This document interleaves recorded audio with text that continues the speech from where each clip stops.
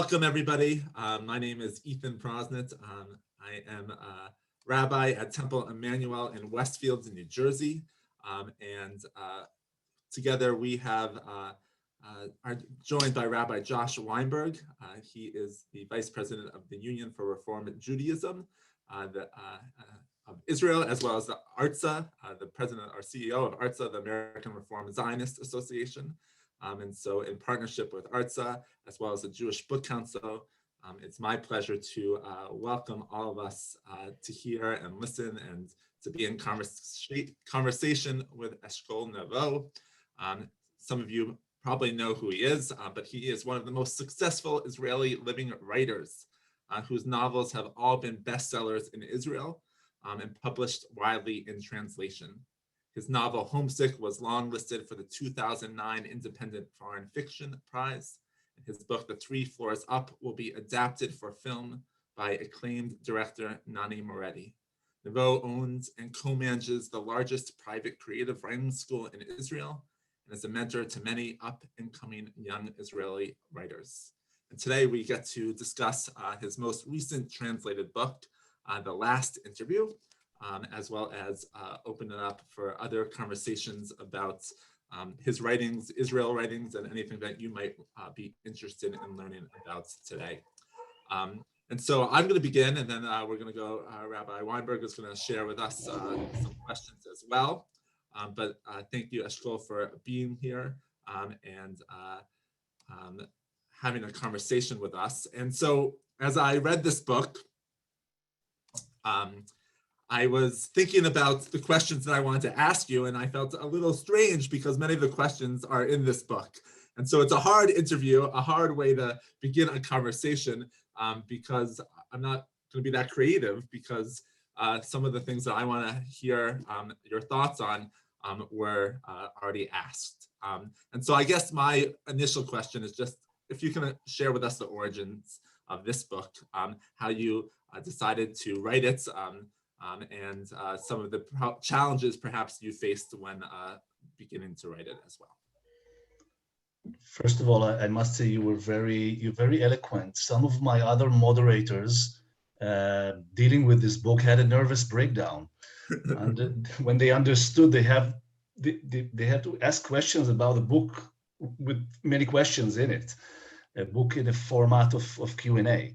So you were quite cool. And hello to everybody. I thought I'm going to meet people from New Jersey, but it turns out that it's the range is Tel Aviv to Toronto. The wonders and New of Jersey, there's some New Jerseyite here too. So yeah, and I'm glad.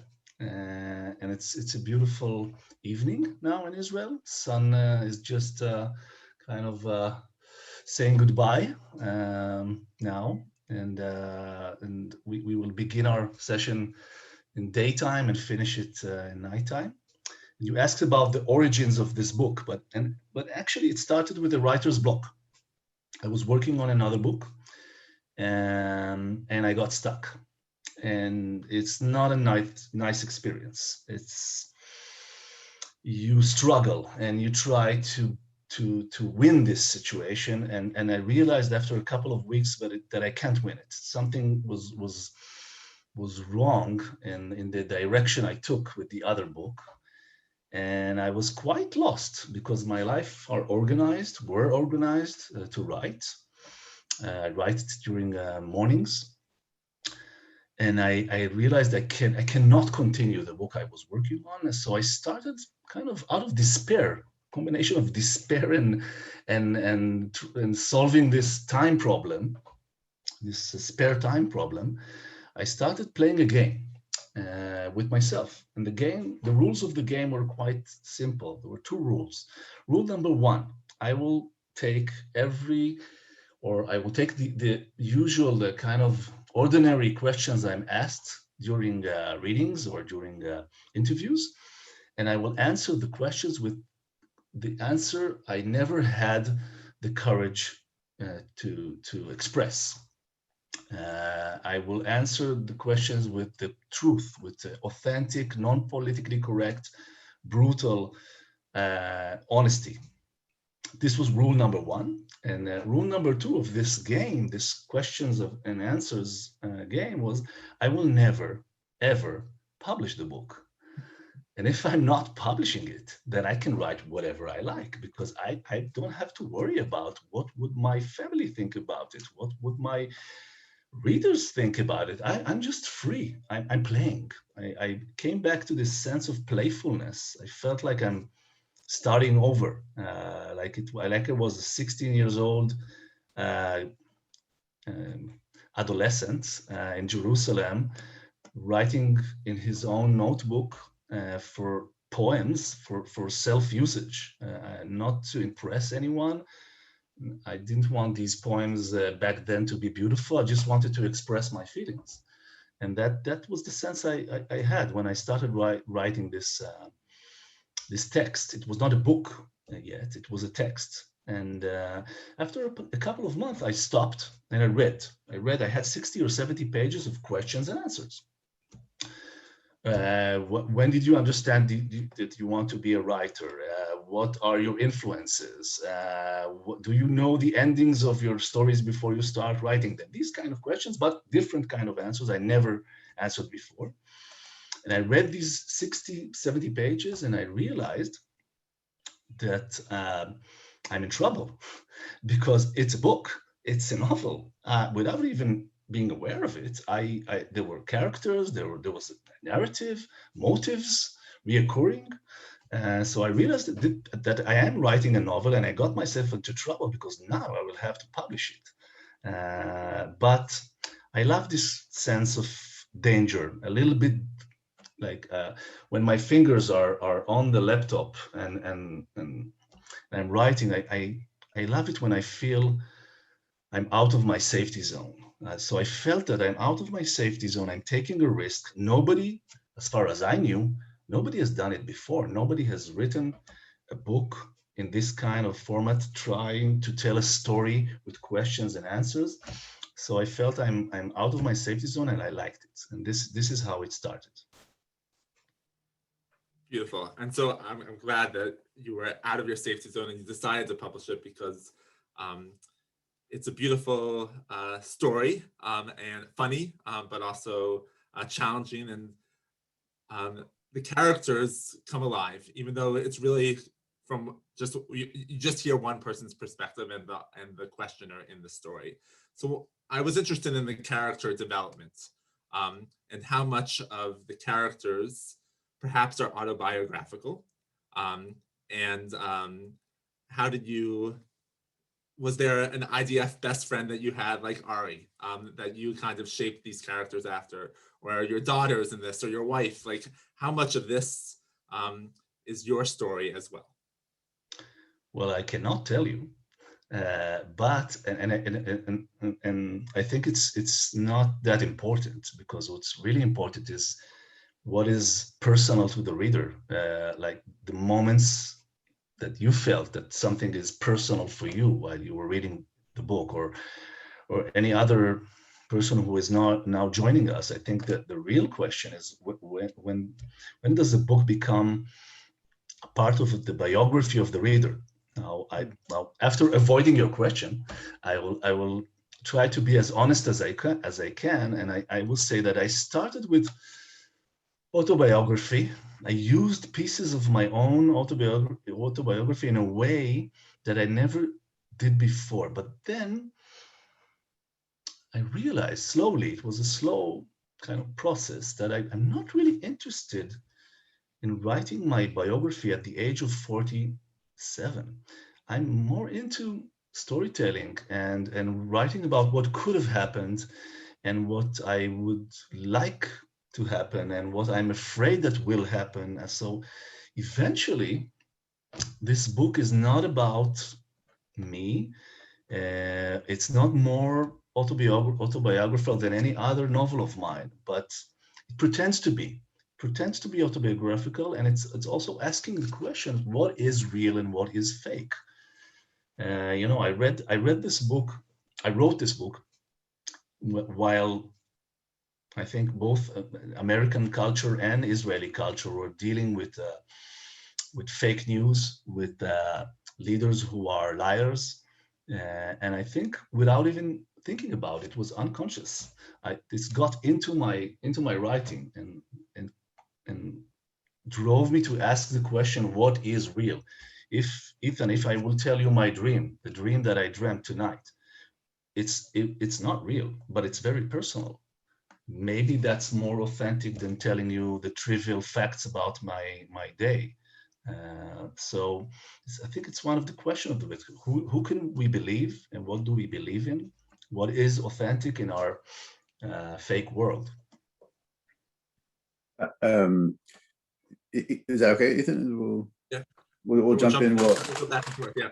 Well, first of all, thank you, Rabbi Prosnit, for inviting me to join you, and thank you, Eshkol, for being with us. It's such a pleasure to be with you and to see you again. And we've of course met several times over the past few years. And as each novel comes out, I see a whole new face of you. And it's a fascinating question about the autobiography aspect. And of course, there are some things which are factually, like your grandfather being who he was, Levi Eshkol, Israel's third prime minister, and some of those things. But I want to pick up on the stories that you weave together, and it's so fascinating. It comes through. I have a stack of your books sitting here, and it comes through in so many of your books. The president of Israel, Ruby Rivlin, has famously said that there are 4 tribes in Israel. And I think that is too simplistic of a reality. There are really more like 120 tribes, right? And in your stories, you weave between these tribes, or these even stereotypes, I might say, but you do them so well. Is that a conscious attempt to give the reader a portrayal of the complexities of Israeli society? How do you deal with that? Well, I don't know. It's not a conscious. I don't know. It's not. I'm happy that this is what you're feeling, because when I think of my characters, I don't think of them as representatives of a tribe. They are human beings. I can feel their pain. When I teach a creative writing class, we have ultra-Orthodox Jews and Arab Israelis and rich people from the north part of Tel Aviv, and people that are coming from the southern periphery of Israel, and they're all sitting in the same room, and they love, their heart is broken. See a lot in common between them when they write, and maybe that's the way I think about. I think that's how I perceive the world in a way. I think in this book specifically, it's also a journey book, because the writer, who is me and not me, is traveling. He's a kind of a traveling writer. He travels throughout Israel. So he meets high school students in Jerusalem, and he finds out that his book has been censored. And he meets people that remind him of his military service, and he travels to the United States, and he meets ex-Israelis and Jewish Americans, and he travels to Germany. So I think for many years I've been kind of conducting this journal of my book tours, mini stories that I've ran into, and this format of questions and answers allowed me to put these mini stories in the book. For instance, one of my favorite pieces is about the birthright story. About the Taglit Birthright Israel program? The Taglit Birthright program. They come to Israel, and the writer is invited to talk in front of them, to talk with them, as I was invited, before they discovered that I'm too subversive. But I was invited for a couple of years, and then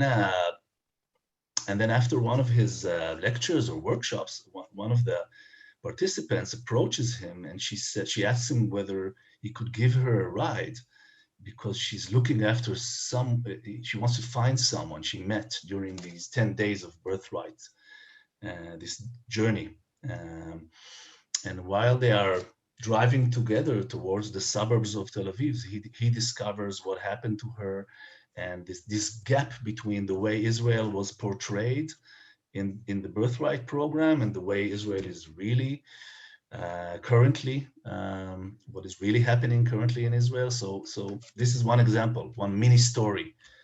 Which could be interpreted as a possible critique of the program. And I'm wondering if you got any blowback or feedback from the, from the birthright, headquarters or corporate. They stopped inviting me. But I don't. It's okay. It's okay. But that was before the book, right? What I did, it was a fascinating experience because I love meeting young people at the age of 20, 21. Their mind is open. They are curious. I love meeting young American, young Jewish American people. The young people, and what I did with them was I called it the fastest ever writing workshop. It lasted 45 minutes, and I asked them to write a short text, flash fiction, about something they saw during this journey that was not coherent with the agenda, like what they were told about Israel. And this invitation allowed them to express their feelings, their authentic feelings. It was amazing. I had the time of my life, and it opened up a lot of conversations. That's incredible. I can really relate, as I also, one of my jobs in the Army was to give lectures to birthright groups, and I think that we'll be very interested in some of the reactions to your experiences abroad, particularly with Israel and diaspora relations, which I think will look very differently in North America than, let's say, Germany and that whole story. But before we get there, I feel like there's one just fascinating chapter about your experience going into communities in the West Bank and Judea and Samaria and what we call the settlements, for instance, because I feel like for many Israelis, and please, correct me if I'm off base, but for many Israelis, especially who live in your area in the country, what we call the Merkaz, right? The sort of secular, affluent, municipal area, like large cities, cosmopolitan area, have a complete, just total lack of knowledge or understanding of what goes on there, over there, way out in the wild east, as we might call it, in the settlements. And I feel like also for some of the American Jewish community, we're not sure what we're talking about. And you gave it a deeply humanizing, personal vantage point into that world. And I'd love to hear, how you got there, or what was the ideology behind that story, if any, I see that you're looking for ideologies. You're a rabbi. I sense that. I'm a storyteller. So let's tell the story. This writer arrives at a settlement, Ma'ale Meir. It's called Ma'ale Meir in the book. And he gives a lecture about his book. Which is a fictional settlement, right? It's a fictional settlement based on several settlements I visited. And he gives a lecture, a talk about his book. And then the discussion goes to politics, and then he says what he really thinks. And then it becomes a bit awkward, and then the reading finishes without anyone approaching him, besides the librarian, Iris, who approaches him and says it was charming. Now, when a writer hears that an event was charming, Maksim in Hebrew, he knows it was not charming. So he knows it was not charming. And then he just wants to go home. But it turns out that there's a terrorist a terror alert and he cannot go home. He has to stay until the alert is off. And he asks Iris, the librarian, can I rent a bed and breakfast or something? And then she laughs because there are no bed and breakfast in this settlement, and she offers her own home. And then they go to their home, to her home, and she's a widow. She lost her husband in a terrorist attack, and she has 3 children, and they're all asleep, and they have this very intimate conversation on the roof looking at Tel Aviv. And the conversation is so intimate that when he goes to sleep at her living room, he hears steps approaching the bed, and he thinks maybe it's her. Maybe she wants to join me on the sofa, but it's not her. And I will stop here for those of you who haven't read the book. And you know, I go, as a writer, I go to wherever I'm invited, including the settlements. Actually, after the book came out, every time I went to a settlement, as I entered the room, they said, don't worry, we have a bed and breakfast, like if you really need one. If something goes wrong, don't worry. So I go and I meet people, and I'm curious about people. And I'm curious to gain a new perspective, to learn something I don't know. I try to be as non-judgmental as I can. Of course, I have my political opinions and I do not hide them, but I try to be open. I think to my writing, my creative writing students, when they ask me what is the most important thing to a writer, for a writer, so I usually tell them curiosity and patience.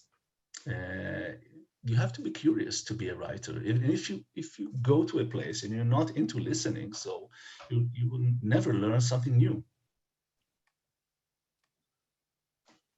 So you shared that you write what you know, and as I read this book, it's very Israeli, right? And I wonder, two-part question a little bit.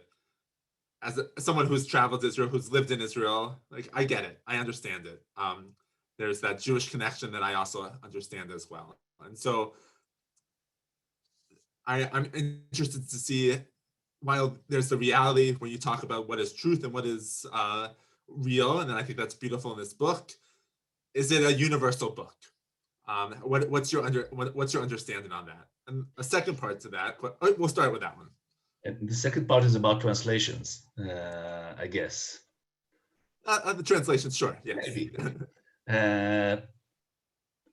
I never try to be universal. I write, I write what I have to write, what I need to write. Even though my books are translated to 12 languages, I think in Hebrew. I dream in Hebrew. So if I imagine a reader, usually I imagine my wife, or some ideal reader, which is a Hebrew speaking reader. But because the book is already 3 years old, and it has been translated to 7 languages, and I already have this accumulative experience of talking about this book outside of Israel, I think that people get the honesty in the book, even if they are not fans of Israel or people who have visited Israel. I'm getting emotional emails from many readers around the world about this book, regarding the emotional aspects of the book, regarding couplehood, parenthood, loneliness, depression, finding the light in a dark period in your life, having a crisis, having a midlife crisis. I'm getting a lot of responses regarding these issues. Very good. Because eventually it's a book about relationships, about people, about family, about love. And I think people can relate to that regardless of their knowledge about Israel. Um,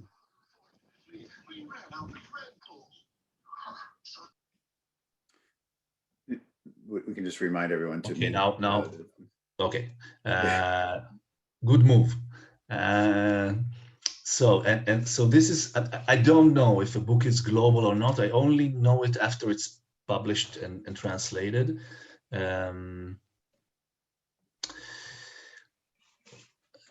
I read a book of Nicole Krauss, let's take Nicole Krauss for an example, and she's writing her recent book, To Be a Man. I enjoy the stories taking place in New York, not less and sometimes even more than the stories taking place in Tel Aviv. Not because I know New York, I don't know New York, and not because I really understand the American Jew, I don't. But I feel something in her writing which is beyond the differences, beyond the culture, beyond the country. Something touches me, and I hope that people who read my books feel the same. I was going to say absolutely, but I think you were going to say that as well. So No, it was so interesting that I had this experience a couple months ago where I read, actually listened also to your book Shalosh Kumot. How do you call it in English? 3 Floors Up. Is that right before I read Nicole Krauss's recent book, and I compared some of the stories with there, and I feel like there's another theme that keeps coming throughout all of the books, whether it's Neuland, where a sort of a middle-aged man goes to South America, after his son, or Russian-speaking immigrants living in Beersheba, and you call that the last mikveh in Siberia, which is fascinating. Or was it your first one, Arba Batim V'Gagua, the 4 houses? I don't know how we called it in English. Homesick, right. And the theme of home, it comes through so often. And what is home for you, especially someone who is at home but may be lonely or wanting or yearning for something else. Can you talk about that just a little bit, about the notion of home and what that was for you growing up in Israel, and how you see that, and what there's so many layers to it. I'm thinking of us who often say that Israel is our homeland, even though it may not be our house or our home physically, practically. And so many thoughts about that. How does that sit with you? And where does that come through for you so much? You know that in Israel they call me the real estate novelist, because I have arba'a batim and I have shalosh kumot and I have a mikveh, and it's a kind of they always expect my new book to be called in a real estate with a real estate reference. I'll try to answer your question as honestly as I can.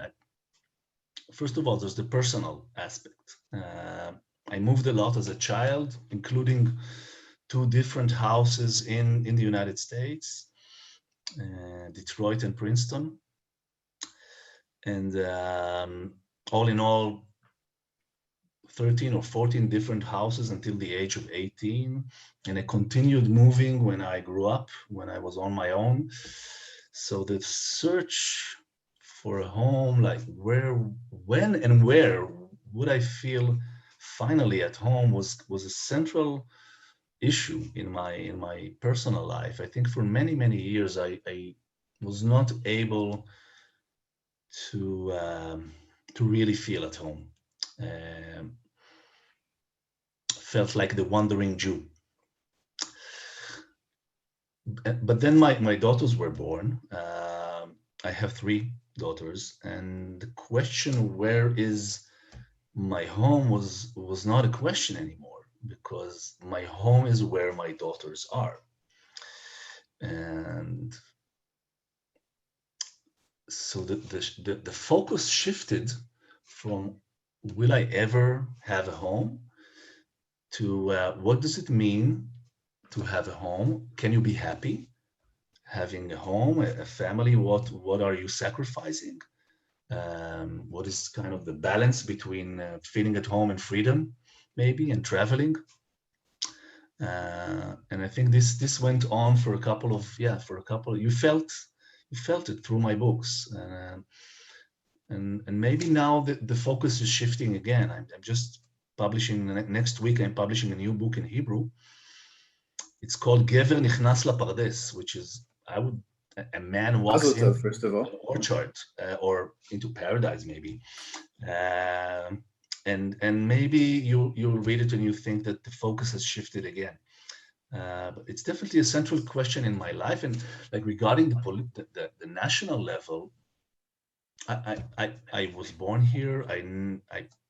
I never had a question where my national home is, but I do enjoy traveling very much, and I enjoy the perspective I gain. I enjoy meeting new people, understanding my life in a different way. Let's take, for instance, the Reform movement.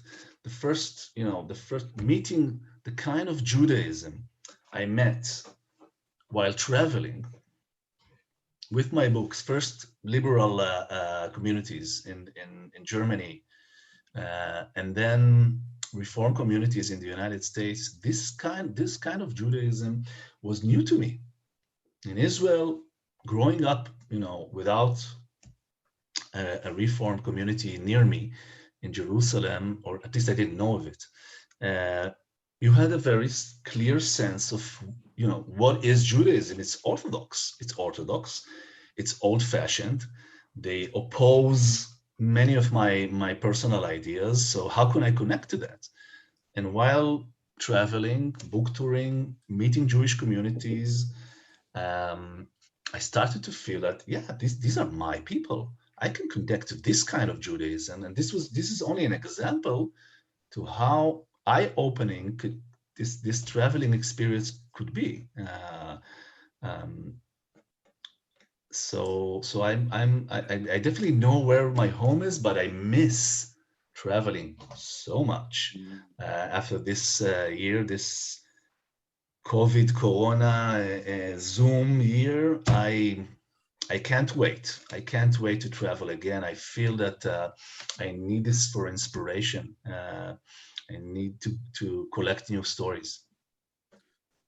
You just to build on that. First of all, we're going to take that clip of what you just said and put that on the video brochure for the Reform movement. Is that that these because you quoted, of course, the famous verse from the Megillat Ruth, chapter 1, verse 16, where your people are my people, Amech Ami, and we felt that, of course, how that translates into feeling at home, maybe in the Reform movement in Israel also, because some people see, wow, that's interesting the way you do things in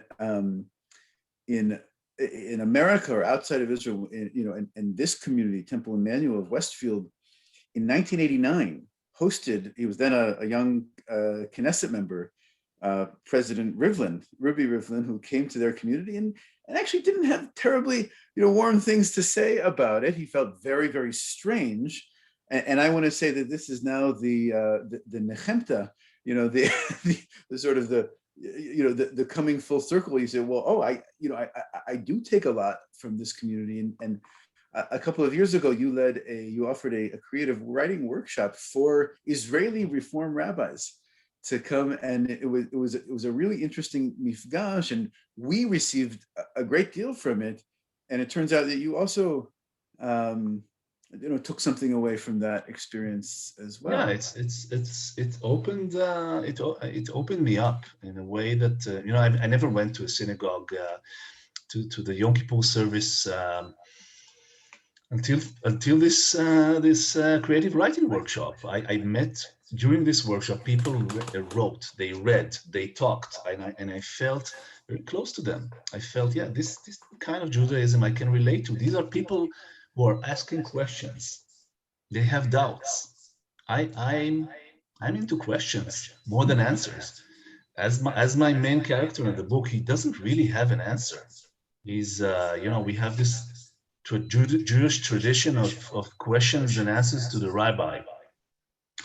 And the rabbi has, usually has answers, but this writer in the book, he does not have answers. He has stories at the most, and he has a lot of questions, and I'm this kind of person. So when I met the Reform rabbis, and I felt how open they are, I felt, okay, I can relate to this, and maybe also my wife will be happy to pray with not in the Ezrat Nashim, but with me, with our children. She never felt comfortable with going to the Ezrat Nashim, even though she is to the women's section for those of us, yeah. The women's section. So we actually did that, and we're doing it for the last I think it's 3 or 4 years already.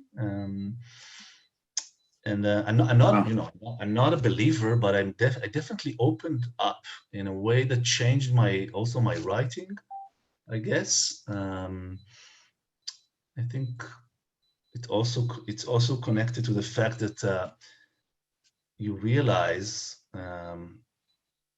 while as a writer, you cannot deny the fact that you're, as an Israeli writer, you cannot deny the fact that you're a Jewish writer.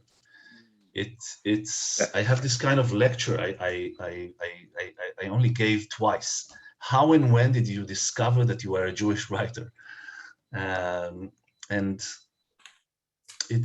when you start writing and you realize that in every sentence that you write, there is the Bible, there is the Talmud, there are layers to the Hebrew language. That when I say Gever nichnas bapardes, a man walks into an orchard, immediately I know that you know that I'm talking about Maaseh be'arba'a shenichnesu bapardes, like the 4 people who entered the orchard, and that has this context.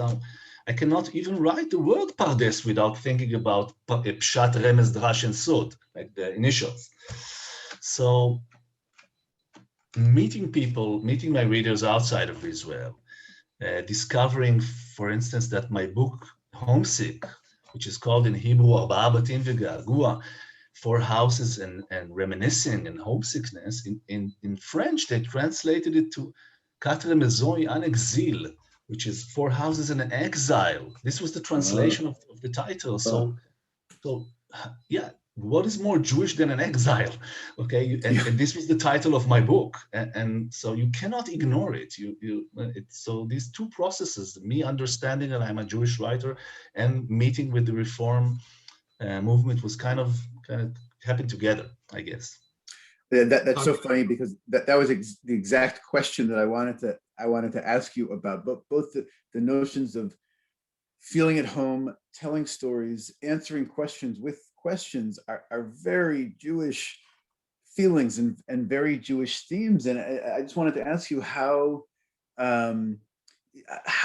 that the Jewish bookshelf, influences you in your writing. I was thinking exactly, the story from Masechet Chagiga about the, just to refresh everyone, we're on the same page, where 4 rabbis go into this pardes, which could also be the orchard and also could be, paradise, and something different happens to each one of them. I won't spoil the ending for you. You can go check it out.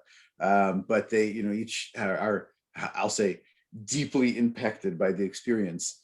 So just say before I turn it back to Rabbi President, how does the evolution of the Jewish bookshelf influence you, and what message might that have for those of us who maybe are not as familiar or well versed with Jewish or Israeli literature, as it has evolved? Well, I'll read a short piece from the book. It's not a direct answer to your question, but maybe I will elaborate later. It's the question is, as a man, how do you manage to write female characters? And there comes the answer. No one notices, but all the female characters in my books are actually variations on the same 3. 1, my wife. 2, the fictitious woman who is the negative image of my wife, the woman I had to give up any possibility of being with when I decided to get married. 3, the woman who is me. I'm embarrassed to admit that it's the third woman I'm most attracted to. Okay? Now, I think when we were talking about Jewish legacy and Jewish literature, I was thinking about the sense of humor. You talked about my grandfather, my mother. My grandfather, Levi Eshkol, had a great sense of humor. My mother is a psychologist who her research field is humor. She wrote her PhD about it. She actually collected stories about my grandfather. So when I think about Jewish heritage, one of the things that comes to my mind is humor, and humor as a way of dealing with tough situations. I think the last interview is maybe my saddest book and my funniest. The book, the character is in deep trouble. His wife wants to leave him. His daughter is not talking with him. His best friend is dying, and he's I don't know, lost. But he has a sense of humor, and maybe this is the beginning of his salvation. So I'm getting some questions in the chat box to me, and so I want to make sure I honor some of the people who are joining us. And if you have more questions, please feel free to unmute yourself or send them to me as well. Not directly about the book itself, but a little bit about your process as well as your mentorship to young and upcoming writers. If you can, this person wants to know a little bit more about the workshops or the creative writing school that you have created. How does that, what are you seeing in these up and coming writers that you are mentoring? First of all, you were all invited to the next workshop. Opens up in the flea market in Yafo. Hebrew is required, but we're open to discussion. I've been teaching creative writing for 20 years now. On a personal level, it is salvation because writing and being a writer could or might make you egocentric. You might think that you are important when actually you're not. And teaching every week, twice a week, young writers, new upcoming voices, being there for them, listening, reading, giving advice is probably the best thing I ever did in my life. 6 or 7 years ago, we made a big step and we opened this kind of an initiative, a national initiative, trying to use creative writing as a way to influence Israeli society, to promote tolerance, to promote attentiveness, two things that we don't have. We do not enjoy tolerance and attentiveness in our country too much. So it's kind of also a life project, I would say. It's not only being a teacher, it's also creating this kind of a social business, it's called social business, non-profit, but aimed at influencing society in a positive way. I spent this morning, because I'm just publishing a new book, I cannot write. So I spent this morning reading texts of my students. And there was this magical moment in one of them, a student I've been teaching for quite a while, for I would say 1.5 years. Suddenly it was like popcorn. It was like it opened up, and he has found his voice, and now it's only a matter of giving him support and maybe perspective and feedback, but he has found his voice, and it's an amazing experience to witness this kind of event. Our writing workshops tend to be very creative. We believe in giving people triggers and help, not only relying on their own work, but also giving them a lot of food for their soul. And I'm kind of I can talk about it for hours.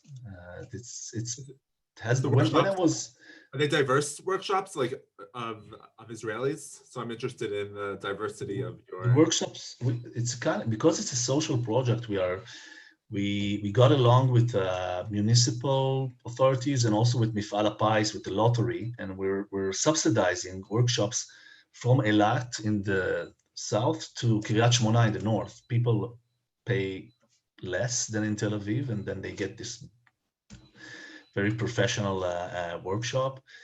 And all sorts of Israelis come. You hear amazing voices. We have now in our workshop in Yafo an Ethiopian man who is writing his immigration story not really told, not in the way he's telling it in the Israeli culture. So yes, it's diverse, it's exciting. When I was 16 and people asked me, what do you want to be when you grow up? I did not answer a writer. This was not my answer. I answered a teacher. I knew I want to be a teacher. Since I saw Robin Williams in Dead Poet Society, this was my fantasy. And yeah, and I'm very proud to be a teacher. I guess I would do this until somebody asked me this week, until when will you stop? And I said, when they won't want me anymore. I guess I would teach until I I don't have students anymore. I just love it.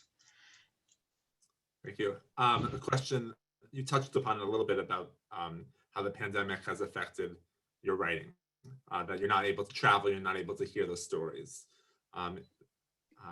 Interested in to hear more about how the pandemic might change your writing in the future, or if you're ready to move on, and or will we see that in your literature?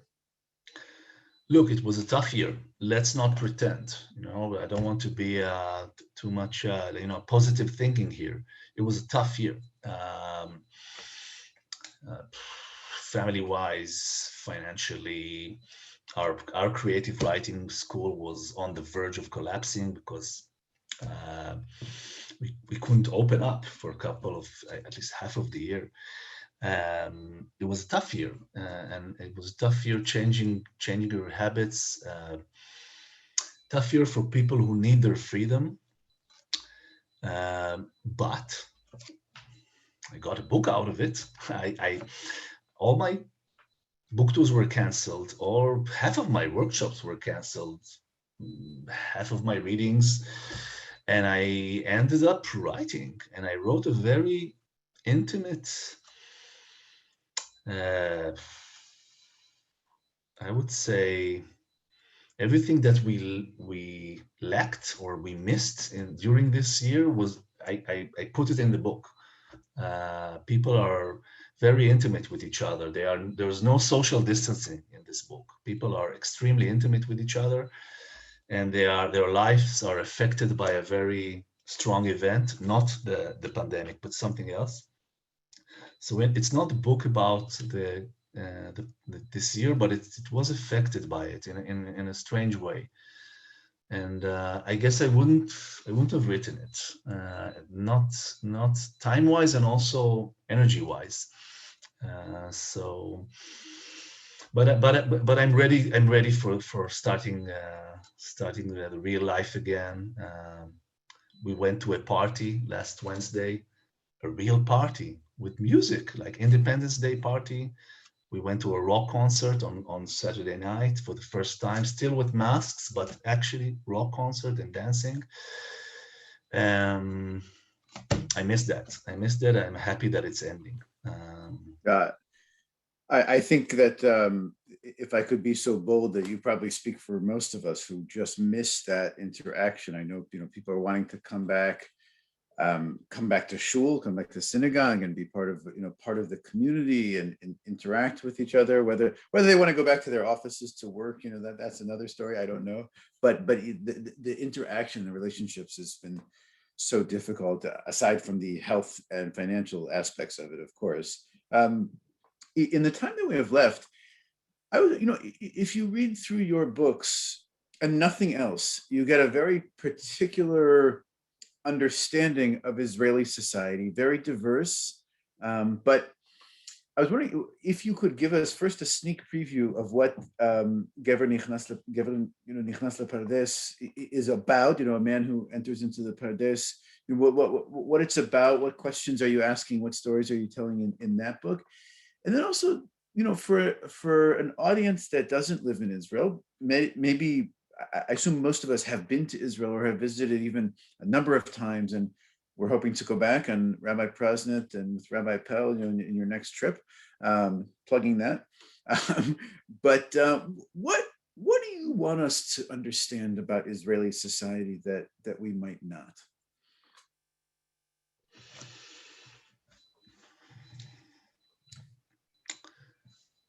I'm not sure I'm trying to represent Israel in a, as Yep. like, it sounds like a diplomat, and I'm not a diplomat.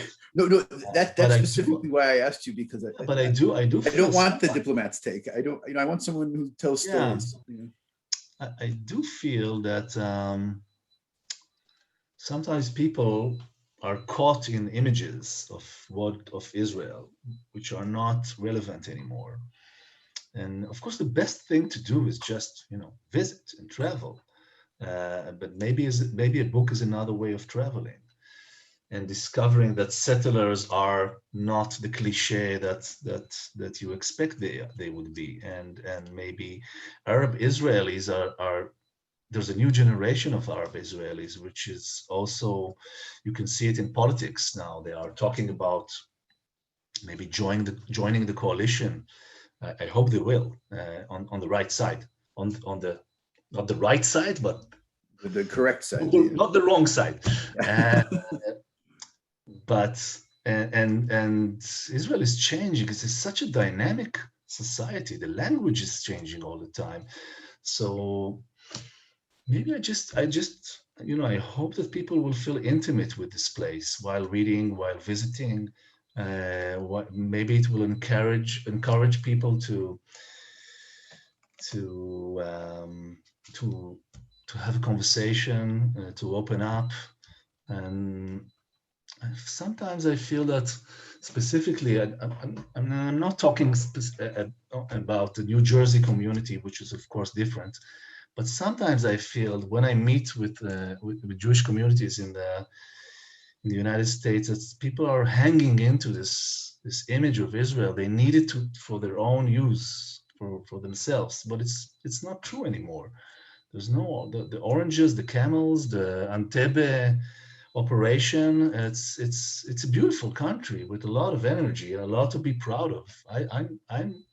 I'm a proud Israeli. I love my country, but it's changing, and so maybe I just want people to be intimate with it and to be close, and not to look at it from a kind of a worn out perspective. No, I love the notion of intimacy, and it's really beautiful. And people recommend that before you visit a country, even you could read a history of the country, but we should read a novel about it first.